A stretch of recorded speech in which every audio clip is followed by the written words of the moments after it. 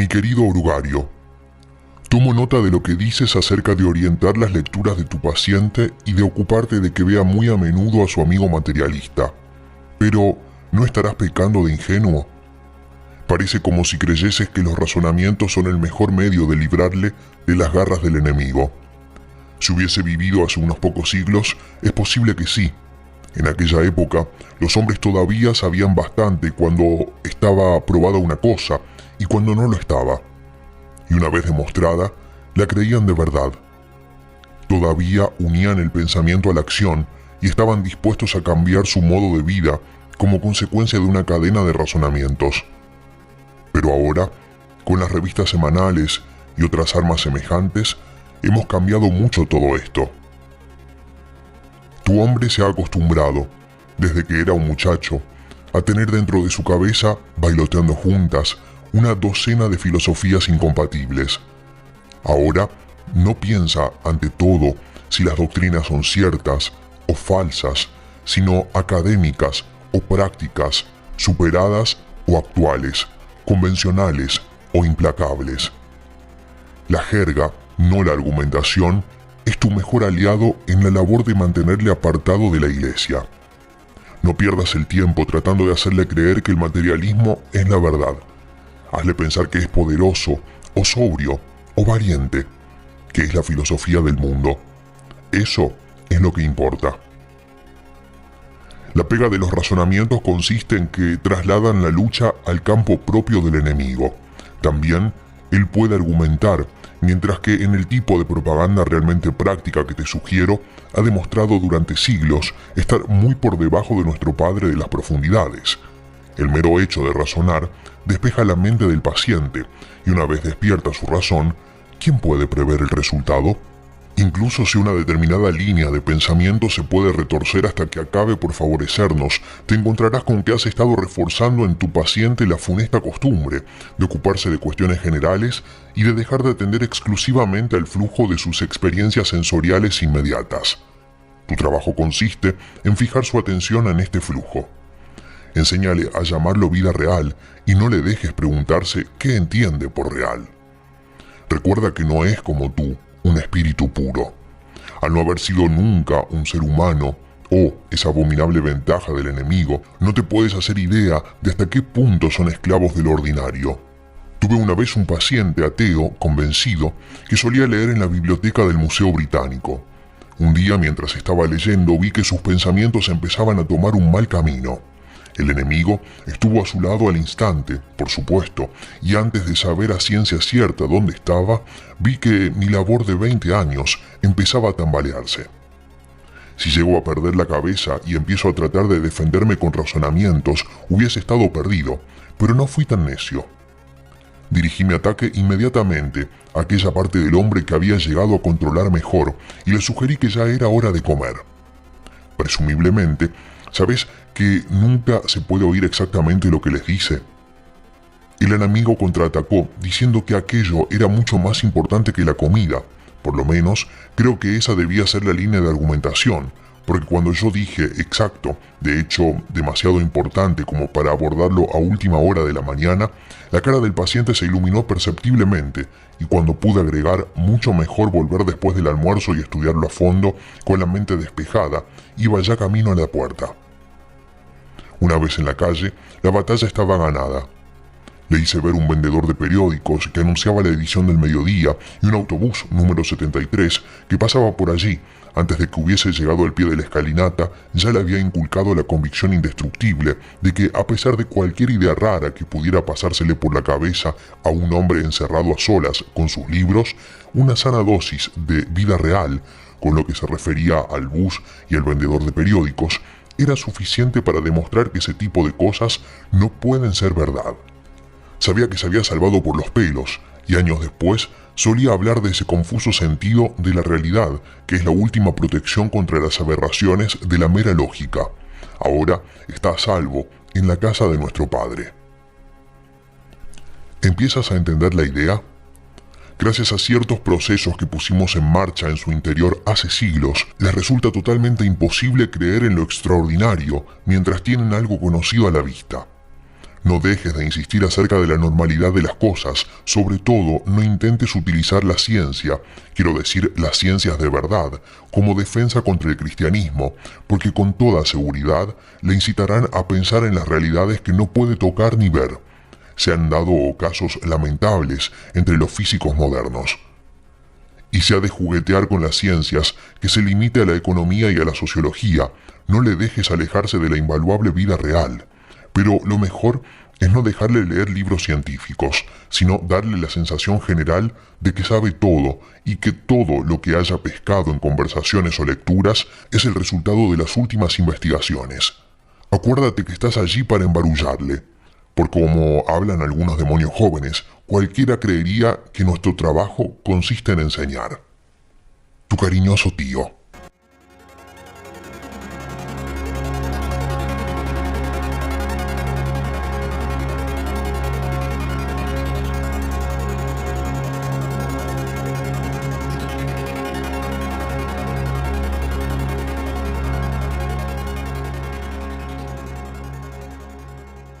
Mi querido orugario, veo con verdadero disgusto que tu paciente se ha hecho cristiano.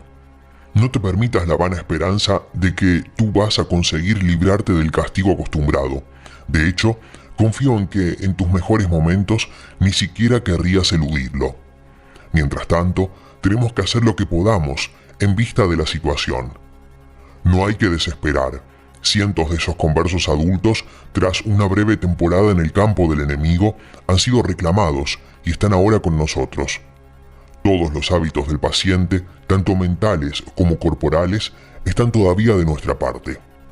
En la actualidad, la misma Iglesia es uno de nuestros grandes aliados. No me interpretes mal, no me refiero a la Iglesia de raíces eternas que vemos extenderse en el tiempo y en el espacio, temible como un ejército con las banderas desplegadas y ondeando al viento. Confieso que es un espectáculo que llena de inquietud incluso a nuestros más audaces tentadores, pero por fortuna se trata de un espectáculo completamente invisible para esos humanos. Todo lo que puede ver tu paciente es el edificio a medio construir, en estilo gótico de imitación, que se erige en el nuevo solar. Y cuando penetra en la iglesia, ve al tendero de la esquina que con una expresión un tanto salamera se abalanza hacia él para ofrecerle un librito reluciente, con una liturgia que ninguno de los dos comprende y otro librito gastado por el uso, con versiones corrompidas de viejas canciones religiosas, por lo general malas, en un tipo de imprenta diminuto. Al llegar a su banco, mira en torno suyo y ve precisamente a aquellos vecinos que hasta entonces había procurado evitar.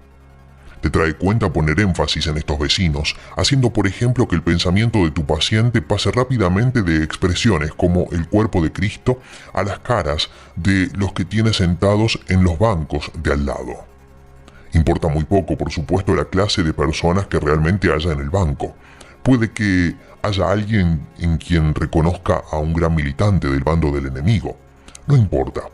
Porque tu paciente, gracias a nuestros padres de las profundidades, es un insensato, y con tal de que alguno de esos vecinos desafine al cantar, o lleve botas que crujan, o tenga papada, o vista de modo extravagante, el paciente creerá con facilidad que por tanto su religión tiene que ser, en algún sentido, ridícula. En la etapa que actualmente atraviesa, tiene una idea de los cristianos que considera muy espiritual, pero que en realidad es predominantemente gráfica. Tiene la cabeza llena de togas, sandalias, armaduras y piernas descubiertas, y hasta el simple hecho de que las personas que hay en la iglesia lleven ropa moderna supone para él un auténtico, aunque inconsciente, claro está, problema. Nunca permitas que esto aflore a la superficie de su conciencia, no le permitas que llegue a preguntarse cómo esperaba que fuesen. Por ahora mantén sus ideas vagas y confusas y tendrás toda la eternidad para divertirte, provocando en él esa peculiar especie de lucidez que proporciona el infierno. Trabaja a fondo, pues, durante la etapa de decepción o anticlímax que con toda seguridad ha de atravesar el paciente durante sus primeras semanas como hombre religioso. El enemigo deja que esta desilusión se produzca al comienzo de todos los esfuerzos humanos. Ocurre cuando el muchacho que se deleitó en la escuela primaria con la lectura de las historias de la Odisea se pone a aprender griego en serio, cuando los enamorados ya se han casado y acometen la empresa efectiva de aprender a vivir juntos.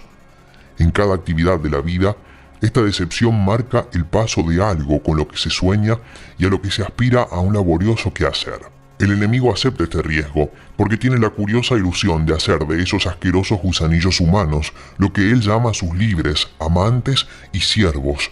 Hijos es la palabra que él emplea en su incorregible afán de degradar el mundo espiritual entero a través de relaciones contra natura con los animales bípedos. Al desear su libertad, el enemigo renuncia, consecuentemente, a la posibilidad de guiarles, por medio de sus aficiones y costumbres propias, a cualquiera de los objetivos que él le propone, les deja que lo hagan por sí solos. Ahí está nuestra oportunidad, pero también tenlo presente, nuestro peligro. Una vez que superan con éxito esta aridez inicial, los humanos se hacen menos dependientes de las emociones y en consecuencia resulta mucho más difícil tenerles. Cuanto te he escrito hasta ahora se basa en la suposición de que las personas de los bancos vecinos no den motivos racionales para que el paciente se sienta decepcionado. Por supuesto, si los dan, si el paciente sabe que la mujer del sombrero ridículo es una jugadora empedernida de bridge o que el hombre de las botas rechinantes es un avaro y un chantajista, tu trabajo resultará mucho más fácil. En tal caso, te basta con evitar que se le pase por la cabeza la pregunta: si yo, siendo como soy, me puedo considerar un cristiano, ¿por qué los diferentes vicios de las personas que ocupan el banco vecino habrían de probar que su religión es pura hipocresía y puro formalismo? Te preguntarás si es posible evitar que incluso una mente humana se haga una reflexión tan evidente. Pues lo es. Urugario lo es. Manéjale adecuadamente y tal idea ni se le pasará por la cabeza. Todavía no lleva el tiempo suficiente con el enemigo para haber adquirido la más mínima humildad auténtica. Todo cuanto diga, hasta si lo dice arrodillado, acerca de su propia pecaminosidad, no es más que repetir palabras como un loro. En el fondo, todavía piensa que ha logrado un saldo muy favorable en el libro mayor del enemigo, solo por haberse dejado convertir y que además está dando prueba de una gran humildad y de gran magnanimidad al consentir en ir a la iglesia con unos vecinos tan engreídos y vulgares. Manténle en ese estado de ánimo tanto tiempo como puedas. Tu cariñoso tío.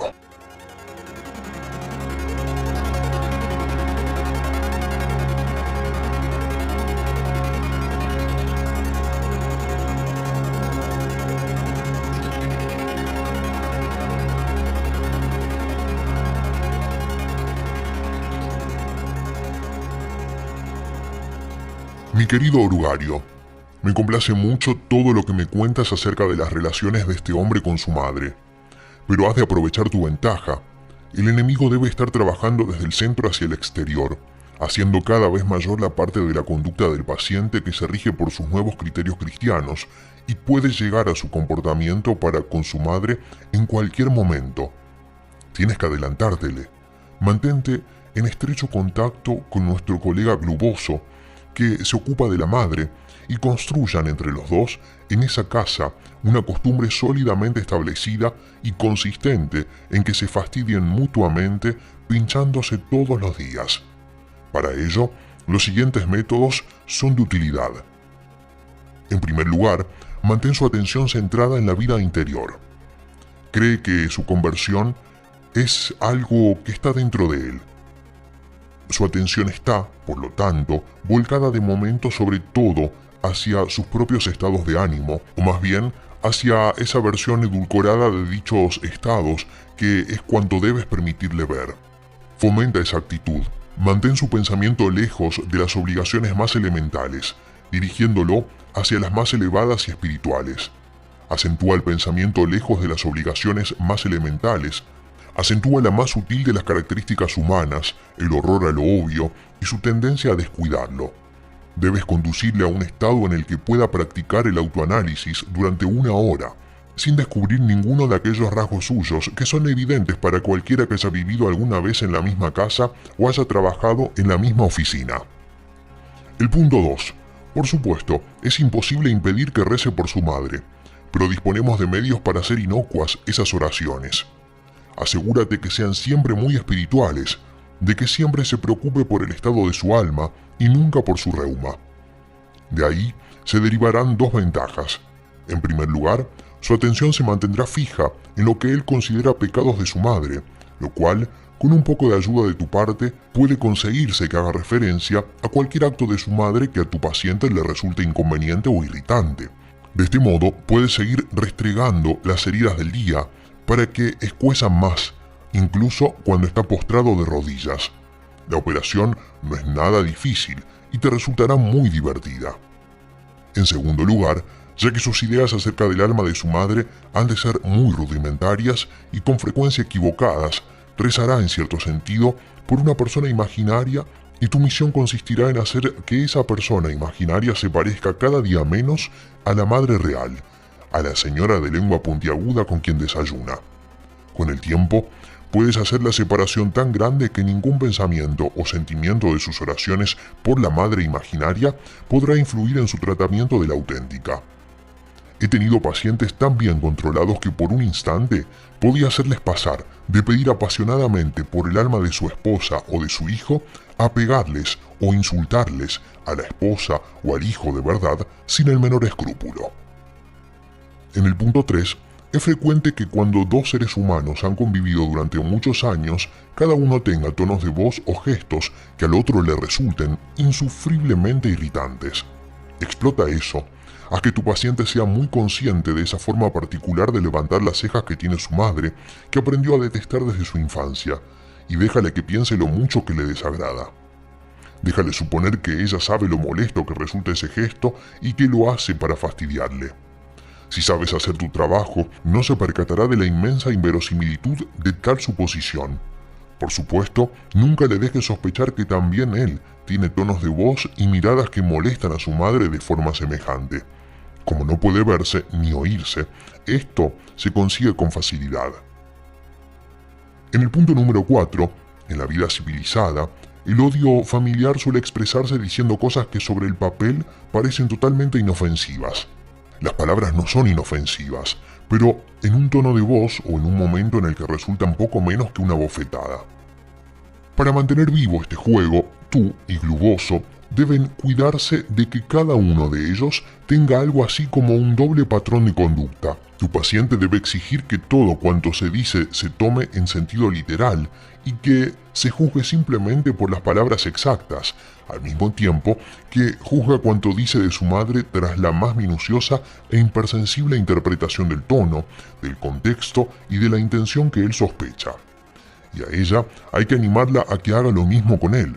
De este modo, ambos pueden salir convencidos, o casi, después de cada discusión, de que son totalmente inocentes. Ya sabes cómo son estas cosas. Lo único que hago es preguntarle a qué hora estará lista la cena y se pone hecha una fiera. Una vez que este hábito esté bien arraigado en la casa, tendrás la deliciosa situación de un ser humano que dice ciertas cosas con el expreso propósito de ofender y sin embargo se queja de que se ofendan. Para terminar, cuéntame algo acerca de la actitud religiosa de la vieja señora. ¿Tiene celos o algo parecido de este nuevo ingrediente en la vida de su hijo? ¿Se siente quizá picada de que haya aprendido de otros y tan tarde lo que ella considera que le dio buena ocasión de aprender de niño? ¿Piensa que está haciendo una montaña de ello o por el contrario que se lo toma demasiado a la ligera? Acuérdate del hermano mayor de la historia del enemigo. Tu cariñoso tío, Scrutopo.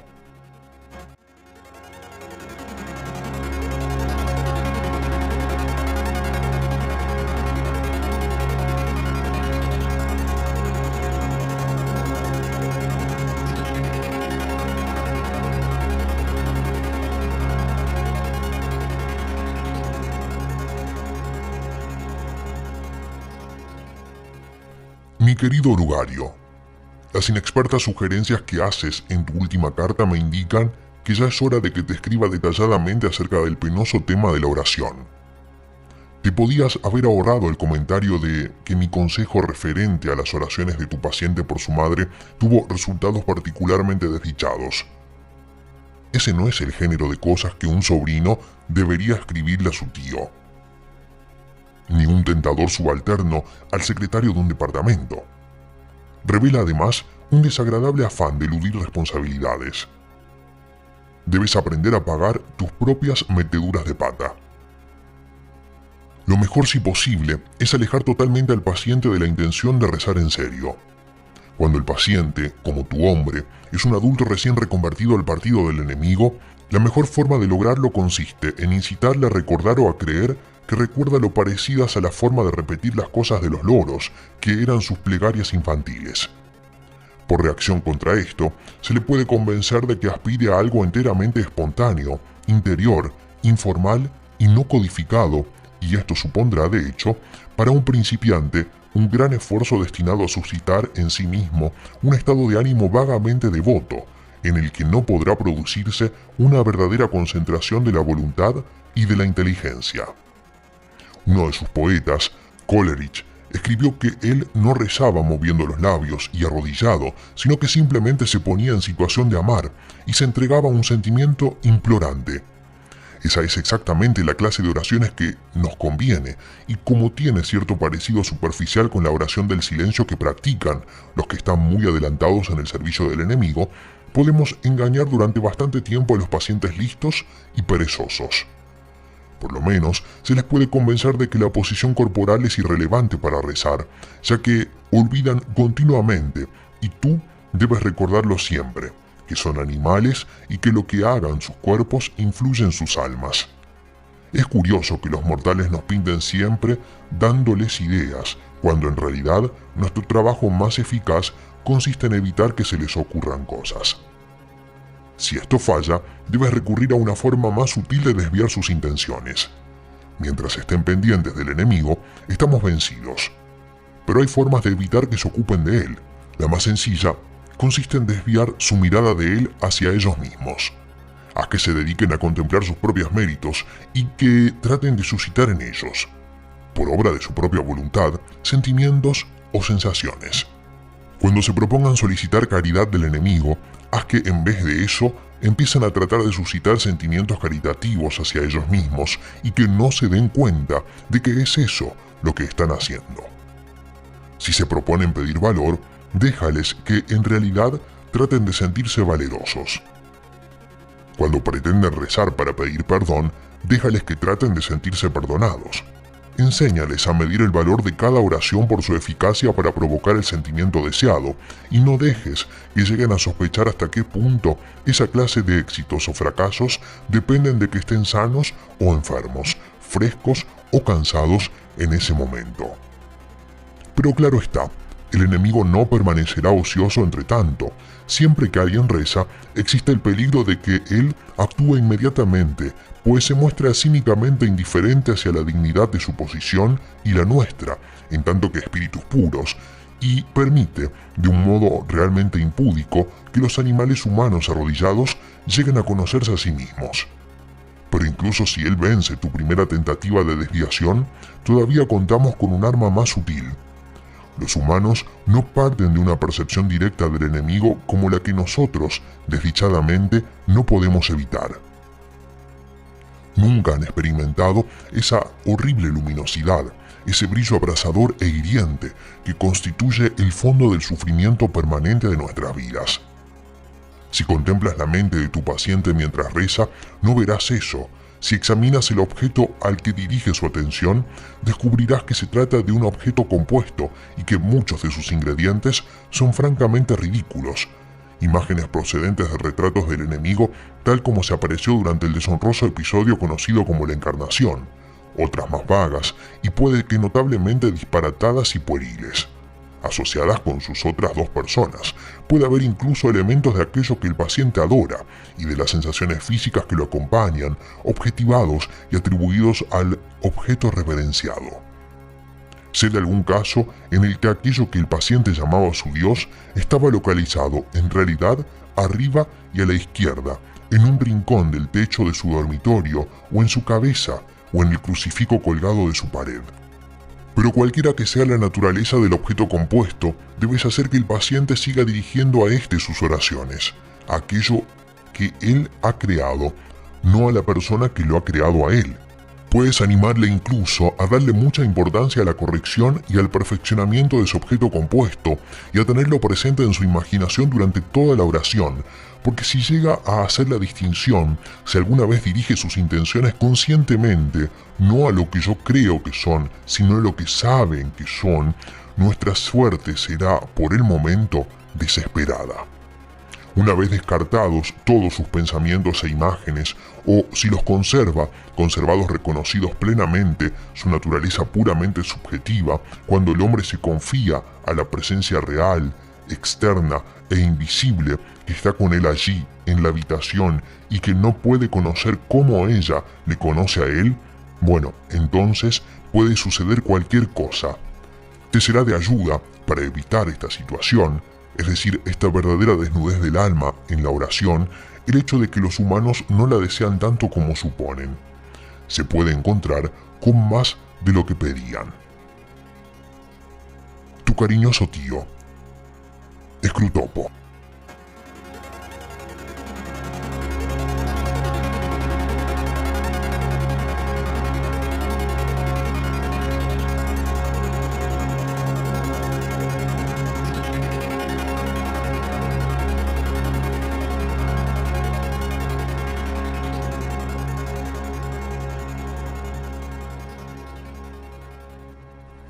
Mi querido orugario, es un poquito decepcionante esperar un informe detallado de tu trabajo y recibir en cambio una tan vaga rapsodia como tu última carta.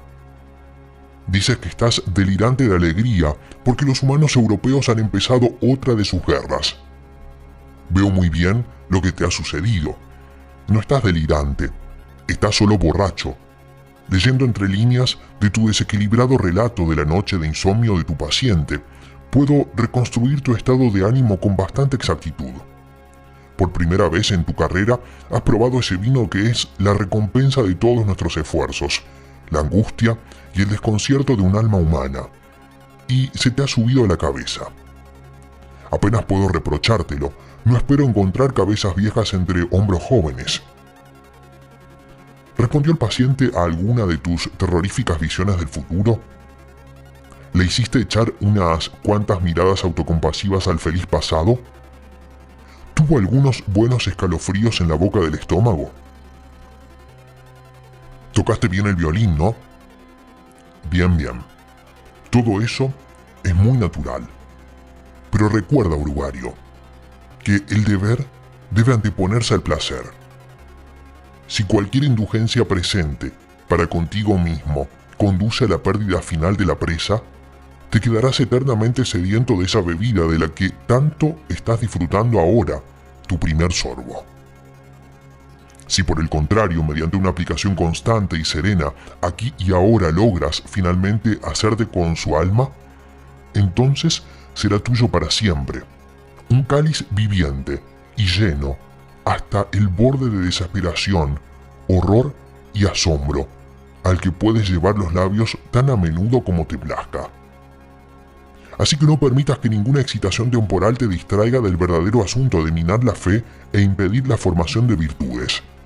Dame, sin falta, en tu próxima carta, una relación completa de las reacciones de tu paciente ante la guerra, para que podamos estudiar si es más probable que hagas un mayor bien, haciendo de él un patriota extremado o un ardiente pacifista.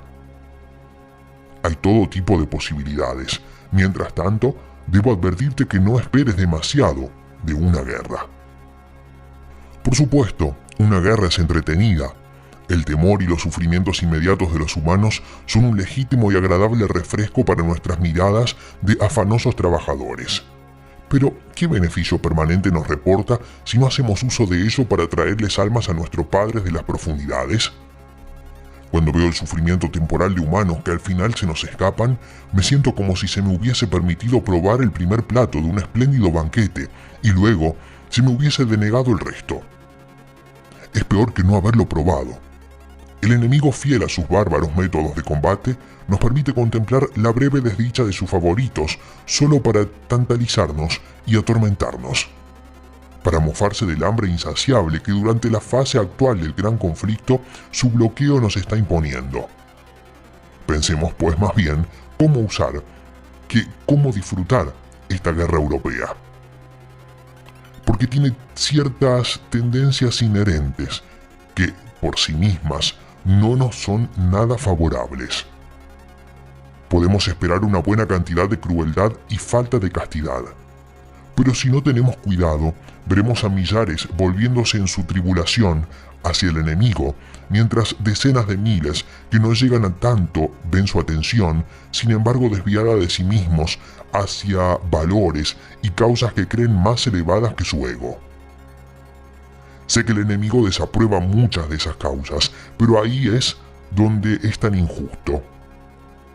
A veces premia a humanos que han dado su vida por causas que él encuentra malas, con la excusa monstruosamente sofista de que los humanos creían que eran buenas y estaban haciendo lo que creían mejor. Piensa también que muertes tan deseables se producen en tiempos de guerra. Matan a hombres en lugares en los que sabían que podían matarles y a los que van, si son del bando del enemigo, preparados.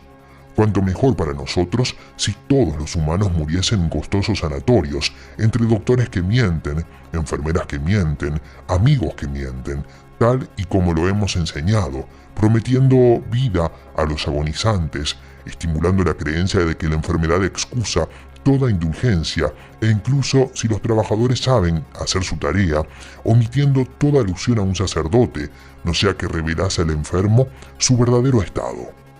Y cuán desastroso es para nosotros el continuo acordarse de la muerte al que obliga la guerra. Una de nuestras mejores armas, la mundanidad satisfecha, queda inutilizada. En tiempo de guerra, ni siquiera un humano puede creer que va a vivir para siempre. Sé que Scar Arbol y otros han visto en las guerras una gran ocasión para atacar la fe, pero creo que ese punto de vista es exagerado. A los partidarios humanos del enemigo, él mismo les ha dicho claramente que el sufrimiento es una parte esencial de lo que él llama redención. Así que una fe que es destruida por una guerra o una peste no puede haber sido realmente merecedora del esfuerzo de destruirla. Estoy hablando ahora del sufrimiento difuso a lo largo de un período prolongado como el que la guerra va a producir. Por supuesto, en el preciso momento de terror, aflicción o dolor físico, puedes tomar a tu hombre cuando su razón está totalmente suspendida. Pero incluso entonces, si pide ayuda al cuartel general del enemigo, ha descubierto que el puesto está casi siempre defendido. Tu cariñoso tío, Scrutopo.